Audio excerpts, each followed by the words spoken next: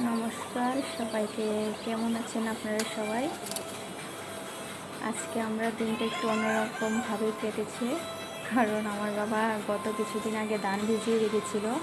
তো আজকে বাবা সকালে এই ধানগুলি দেখি আমরা ঘুম থেকে উঠে ধানগুলি ভালো করে জল ফেলে দিয়ে ওইগুলিকে মানে আরেকটা উড়ার মধ্যে রেখে দিচ্ছে।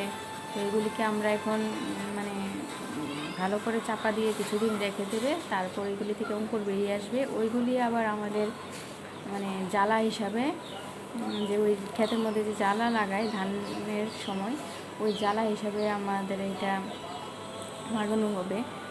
তো ওই দেখুন এগুলিকে ভালো করে রেখে দিয়েছে।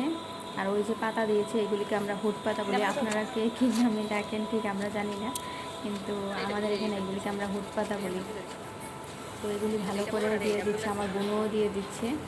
তো আমার বাবা এগুলির আবার শর্ট পড়ে গেছে। আমার বাবা আবার আমাদের বাড়ির নিচেই আছে ওইগুলি, আবার বাবা নিয়ে আসছে। দেখুন বাবা আমাদের বাড়ির নিচে থেকে এগুলিকে আবার নিয়ে আসছে।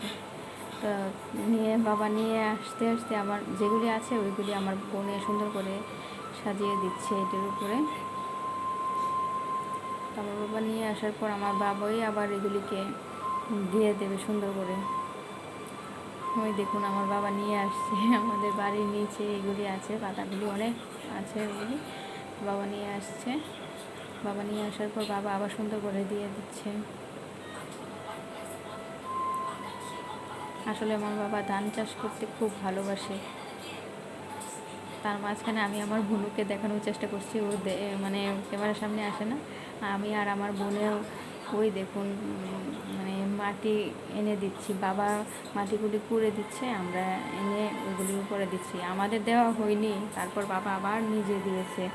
কারণ ওইগুলি যদি মানে ধানগুলির মধ্যে যদি বাতাস লাগে তারপর আর ওইগুলি ভালো করে অঙ্কুর আসে না, তার জন্য বাবা এগুলিকে ভালো করে চাপা দিচ্ছে। ওই দেখুন আমাদের বাড়ির সাগরকলা, আবার ওই আনারস গাছও আছে, অনেকগুলি এবার আনারস ধরেছে। দেখুন কমপ্লিট হয়ে গেছে। এক একটার মধ্যে মনে হয় 200 কেজি করে মাটি দেওয়া হলো, শেষ হয়েছে, এখন কমপ্লিট হয়ে গেছে। এখন কিছুদিন